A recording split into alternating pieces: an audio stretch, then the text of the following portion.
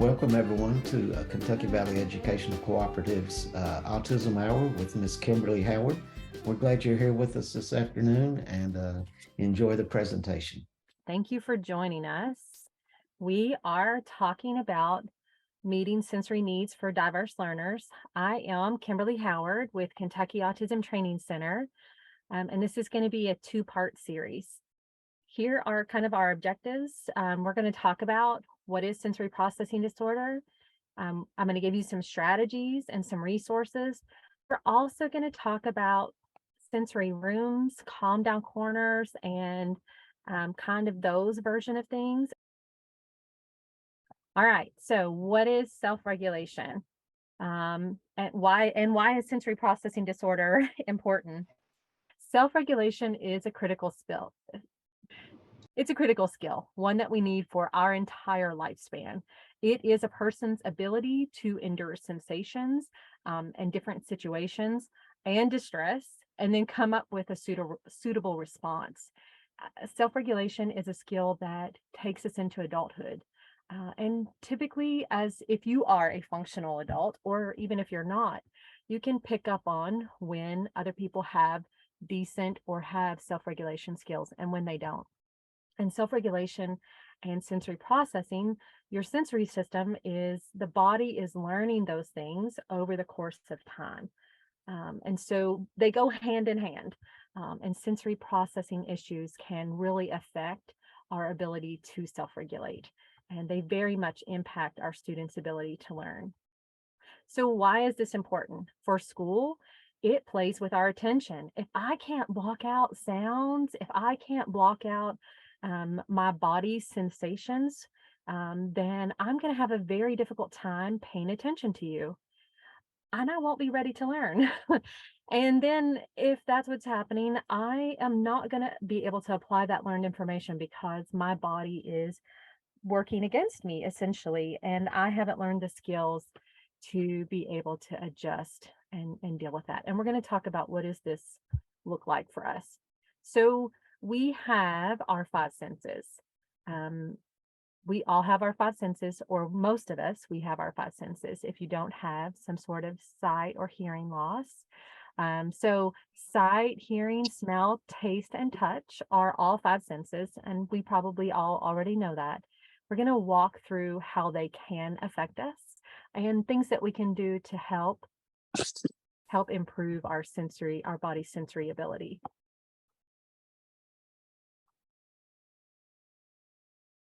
All right, so these are the ones that aren't on that five senses, our basic five senses. For sensory processing, we add in proprioception, we add in interoception, and we add in vestibular as well. So interoception is our body's internal ability. So it's our feeling of being full. It is our body's ability to feel pain. Proprioception is our joints. So it's our body's ability to feel joint pressure. So I can tell that my feet are on the floor because I feel the pressure of the floor in my ankle joints and in the bottom of my feet and in my knee as I'm standing.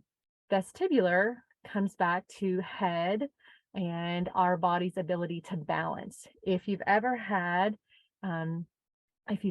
issues with your vestibular system, if you've experienced issues with your ears that make you be off balance, then your vestibular system is struggling. So those are the additional areas that we look at for our sensory processing issues or sensory processing in general, whether you have issues with them or not. They're all there for all of us. So what is sensory processing? It is the neurological process of organizing information about the sensations that we get from our body and the environment and putting them together.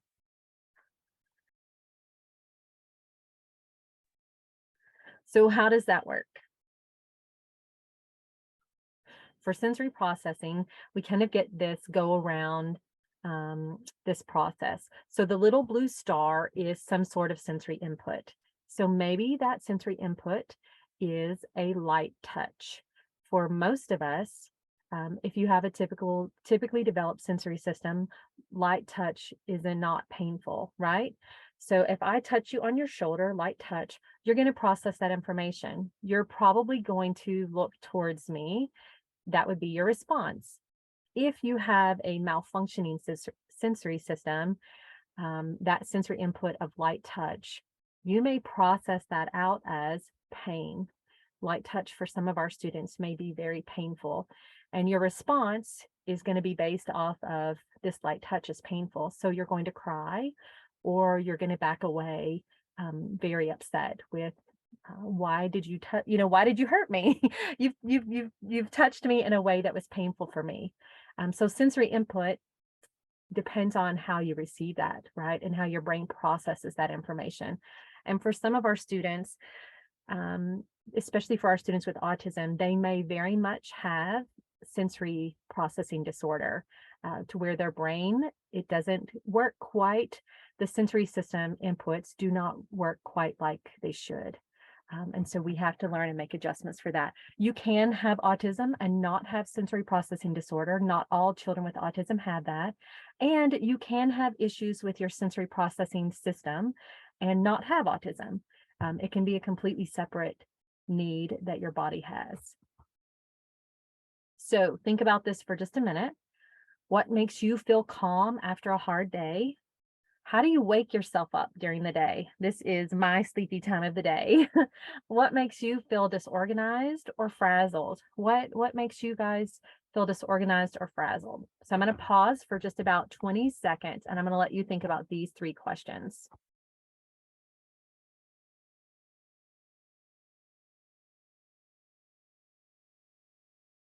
How do you feel calm after a hard day? How do you wake yourself up during the day? So I know I need some kind of movement.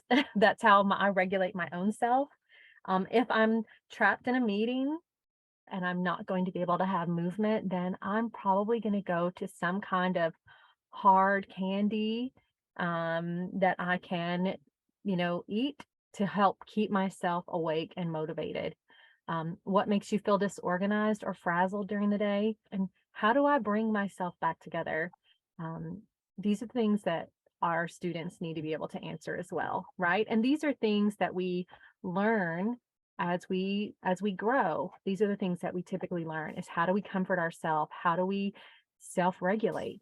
So I will tell you that I always encourage people to know yourself. I think if you're supporting someone else in their sensory system, that it's really good to think about your own self, because it will help you make the connection. Think about these things for yourself.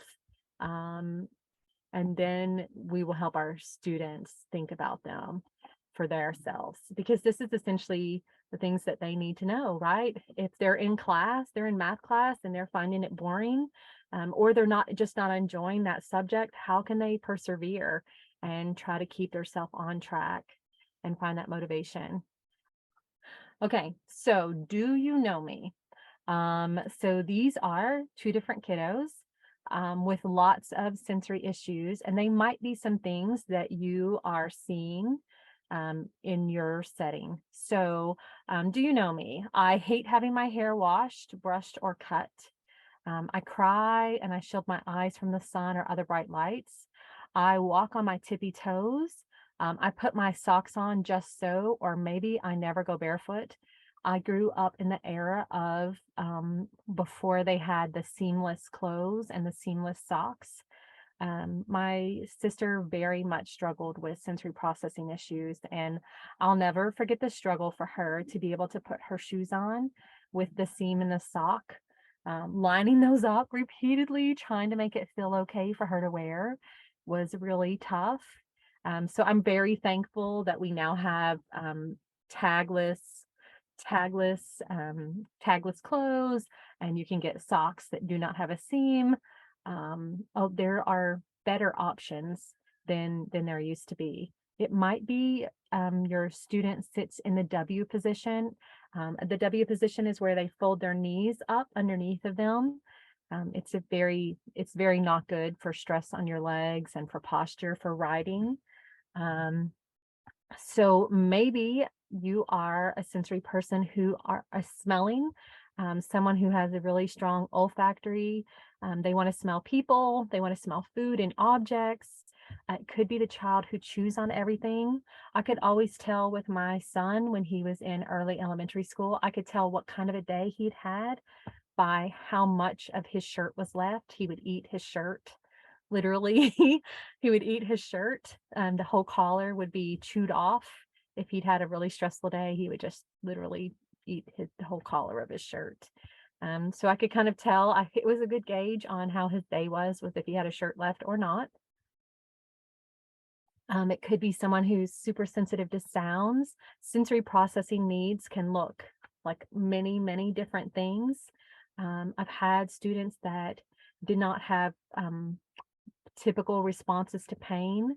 So if they got hurt, if they fell down, they wouldn't necessarily feel pain, or it could be the opposite. You touch their shoulder very gently just to get their attention, and they are crying in the floor. Why did you hurt me? Because that light touch was painful, but slamming into the floor, that deep touch, deep pressure was not painful for them. So sensory needs can look all over the map. It could be picky eaters, kids who will not eat foods, or kids who will eat a very limited amount of foods. That can be a real challenge for parents sometimes. I've worked with families that had their child only ate, 2 or 3 items. So this is sensory processing needs are broad, right? They can be very large.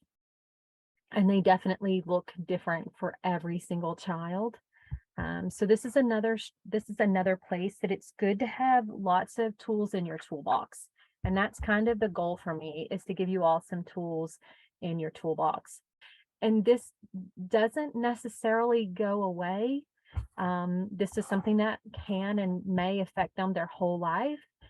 My goal for students that fall into this category is to give them coping strategies and to teach them strategies that allow them to live their life to the fullest, and to teach them those self-regulation skills, just like we all have. And if you think about where did you learn those at, probably you picked them up through osmosis, right? You probably learned them just by watching the people around you, by watching your parents. How did they calm themselves? By watching your teacher at school. So this is a great place that we can model self-regulation skills. All right, so where do we go from here? I think we probably have all seen some of these issues with our students. They definitely can be something that affects us and can cause us struggles in the classroom. So the rest of the time, we're going to talk about where do we go from here. So every child is unique, right? What works for one child may not work for another. So this is one of those things that it's good to have a lot of options. And I wouldn't force an option on any child. This is the place where you're letting them experiment, hopefully, and trying to find out what works best for them. And that may shift and change. That could change from day to day, or it could change from school year to school year, especially as they grow and age. Hopefully, in your school district, you have an occupational therapist that has some experience and background in sensory processing needs. When I first started down this pathway with my son, and with my students, I didn't realize that not every occupational therapist has had the opportunity to be trained in this. So that's something to find out about, if they have some experience and you want them to be your friend. I always tell people, when I worked in the school system, I brought my occupational therapist gifts, and I'll probably say OT from now on. So if I say OT, I'm talking about our occupational therapist. I brought our OT gifts, and all sorts of things, because I really needed their support, and I really wanted their help. So just know that I'm not saying you have to bring yours gifts, but it's a great place to think about that, and to think about how do we get them on board with us, because we will need them for supporting our students. And hopefully you are able to be a team with them. You need to know what they're doing, at least some of the information about what's going on in occupational therapy so that you can help carry that over into the classroom. And that's where the best information is going to be at. All right, so this is a question that I get asked a lot is where do sensory rooms fit in? And I will say that I love sensory rooms. I love calming corners or calm down kits. I think all of them are wonderful, but I think they can all be misused just like anything else. So a sensory room is a room set aside specifically for meeting sensory needs. And if you're building a sensory room, some of the things to think about are how are we going to use this room? Like, what is our purpose for this room? Is it specifically a place to come and calm down? Are we going to use this during occupational therapy? Are we going to have a schedule? I personally, I taught in a self-contained unit, and I had a few students that they were not able to be included in the regular classroom due to extreme aggression and just their own sensory needs. They did not function well in a large group setting.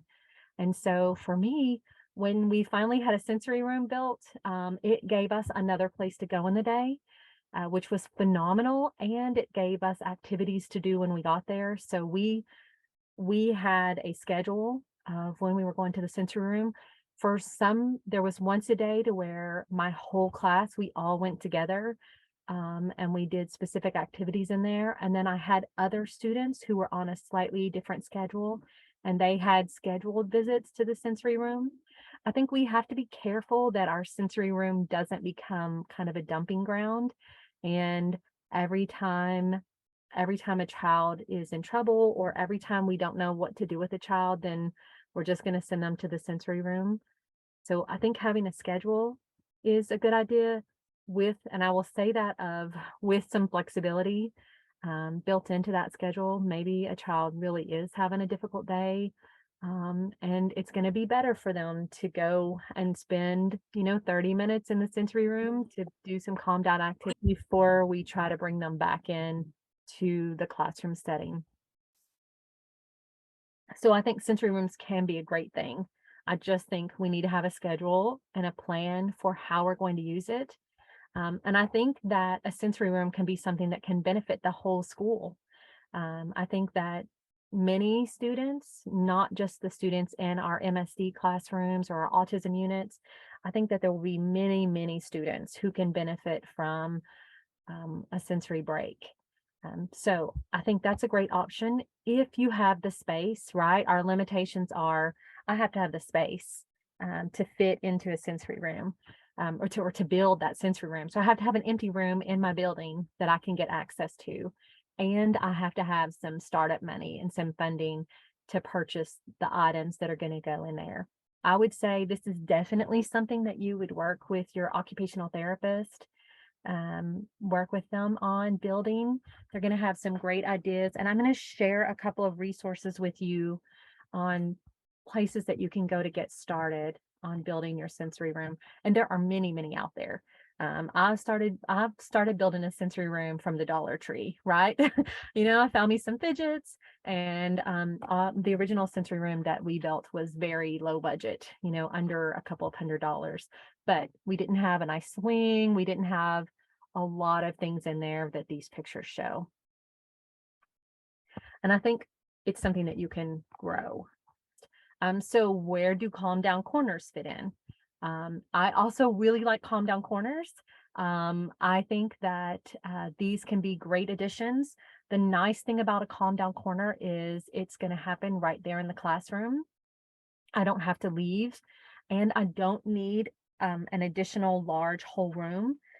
Maybe that's not something that I have access to. Maybe this is something that I only have a small space in my classroom that I can use. The kit in all of these are something there are many, many places that you can go to, right, to get started with calm down corners. There are lots of options out there. Essentially, what a calm down corner is, it's a small Space, hopefully it's a corner space. Maybe it's not. Maybe you really just don't have a corner, but it's a small space in your classroom that has some, I would say at a minimum, it's going to have some things like a breathing chart. It's going to have some activities that the child can do in that space. A calm down corner should not be a timeout spot. Um, it shouldn't be a timeout spot. It's not a punishment.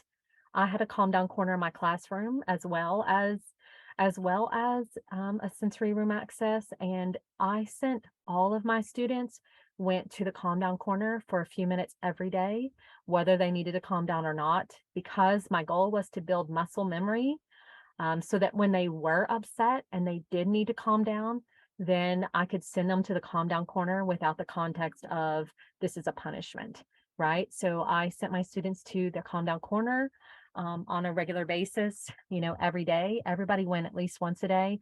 My kids that had a lot of emotional issues or a lot of sensory needs went on a much more regular basis.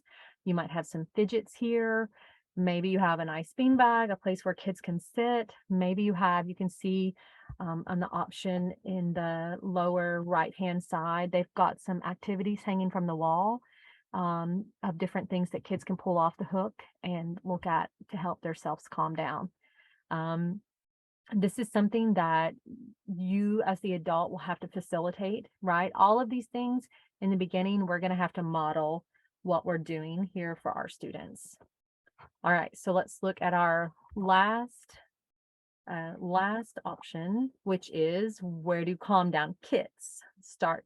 Where do they fit in at, right? So we've looked at sensory rooms, we've looked at calm down corners, and now let's look at sensory at a calm down kit. So the nice thing about a calm down kit is maybe I do not have a corner.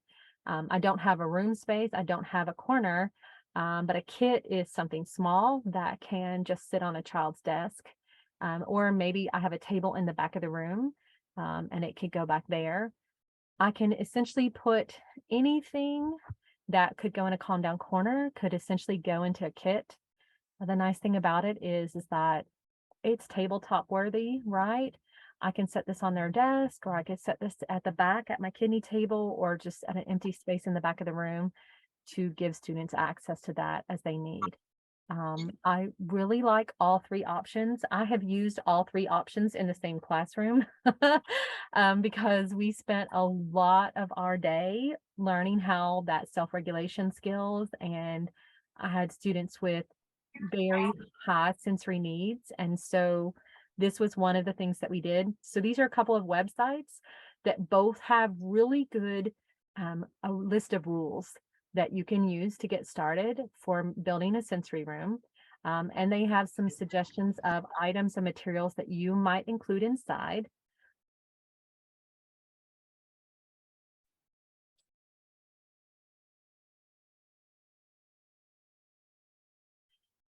I will say all of these, all three of those things are items that we would have to teach our students.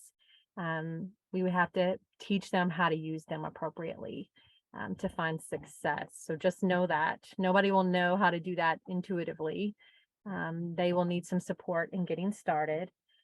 I'll share a couple of places that I found at the National CEC conference in Louisville. I got to attend that a couple of weeks ago, and I met people there, and they had a company called Gifts of Joy.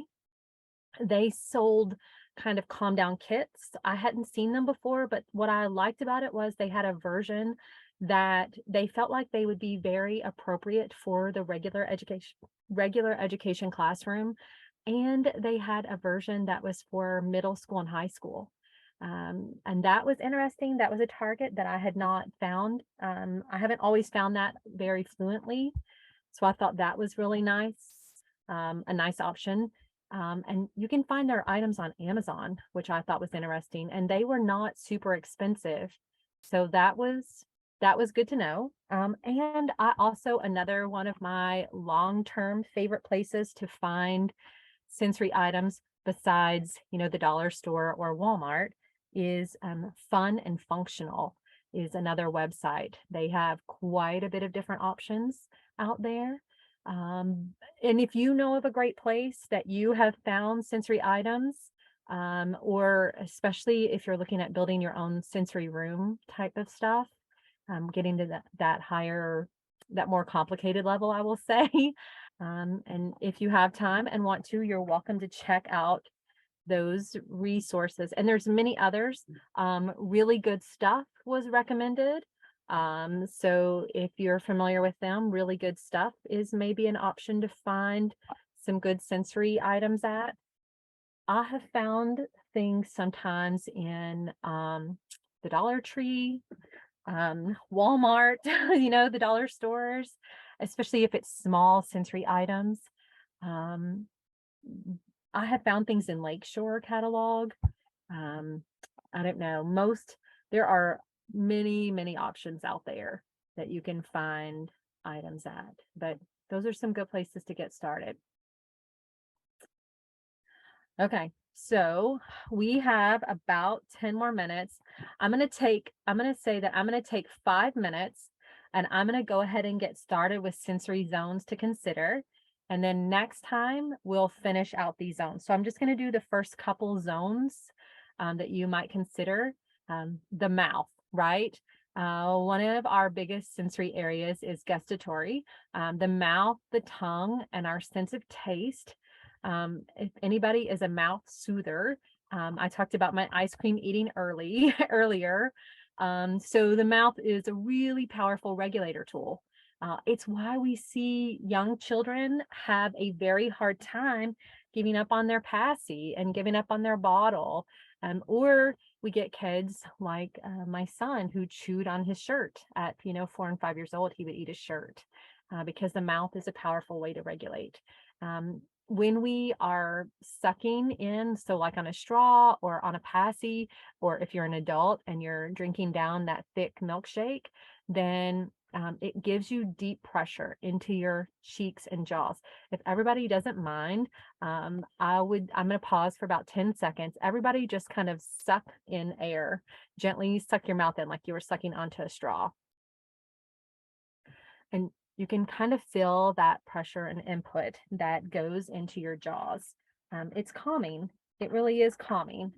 Um, so other activities, if you want for calming, would be this was a part of a sensory diet for students that I had. I had a student that had a lot of issues with biting, and it wasn't a medical need, but she was an intensive biter. So a part of her sensory diet was we used short straws every day, or a slightly long straw, like the cafeteria straw, to eat her snacks. So we would pop a straw through the top of her pudding cup, and she would eat pudding, she would eat yogurt or applesauce all through her straw, not with a spoon, but she would suck that up with a straw. Maybe you are sucking on a piece of fruit. Maybe your goal for me today, this is why I eat hard candies if I need to be alerted. So crunchy, chewy foods or sour, tart foods. So maybe you're getting out your super tangy foods. Cold foods, such as popsicles, are alerting, or they will help wake you up. Also, it's why cold water. We need to go and get a drink of cold water sometimes can help kind of re-regulate our system. So there are many other activities, but these are all kind of getting started activities for calming us down or alerting us. So proprioceptive. This is the body's ability to know where it's at in space and the ability to maneuver safely in the environment. So it's not only knowing if I close my eyes, my proprioceptive system works right and works the way that it should. So if I close my eyes, I can tell where my feet and legs are at, even though I can no longer see them. For some of our students, this may not be possible, or they may really struggle with this. So if we're looking at activities for proprioceptive, then we're going towards pushing and pulling heavy items such as a wagon or cart. And I want to say that when I say heavy items, it shouldn't be much more than 10% of a child's body weight. There's a pretty good rule of thumb around that. This is one of those things where it's good to talk to an occupational therapist, but 10% of body weight is a good rule of thumb.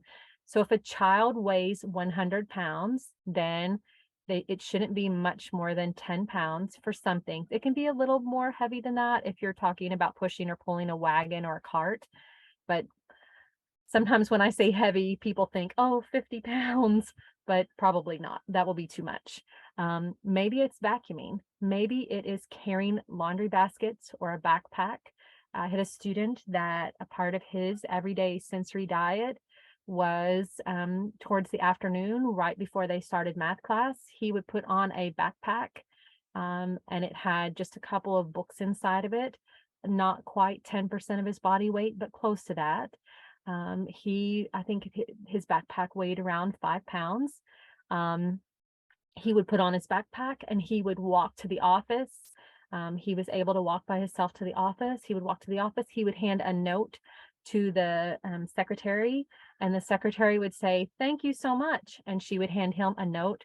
And the notes never necessarily said anything much. Sometimes it was just, "Hi, how are you?" And he would walk that note back up to his classroom. It gave him some input into his body, his legs, and got him up and moving. And he really needed that ability to get up and go for a short, brief walk with a purpose. And we had we prearranged this with the secretary. It took, he was out of the classroom for about 3 to 4 minutes. So not very long. Other things to know is jumping into a crash pad or spongy pillows. So if you're jumping, if we were in person, I would ask everybody to stand up and jump or stomp their feet gently if you're able to do that. Jumping is going to give you a lot of proprioceptive input into your knees. If you're looking for alerting activities, taking that walk, passing out materials, maybe it's having your student erase the whiteboard. Dancing or wiggling can be a great activity. Just a quick thank you to Ms. Kim. Again, thanks everyone for being with us, and I really appreciate everything you do for the students and the districts that you work with.